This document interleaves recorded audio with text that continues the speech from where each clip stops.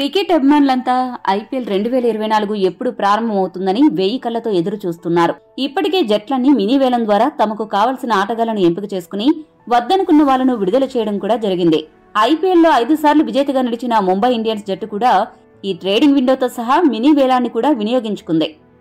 ఇదే క్రమంలో వారు గుజరాత్ టైటాన్స్ జట్టుకు కెప్టెన్ గా ఉన్న హార్దిక్ పాండ్యాను ట్రేడింగ్ పద్ధతిలో తమ జట్టులోకి తెచ్చుకున్నారు.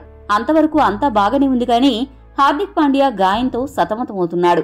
అతను ఐపీఎల్ 2024 ఆడే విషయమై ఇప్పటికీ ఇంకా స్పష్టత రాలేదు. ఫిట్నెస్ విషయమై పూర్తి వివరాలు ఇంకా తెలియాల్సి ఉంది. ఒక పక్క హార్దిక్ పాండ్యా తంతు నడుస్తూ ఉండగానే ముంబై ఇండియన్స్ జట్టుకు మరో ఎదురు దెబ్బ తగిలింది.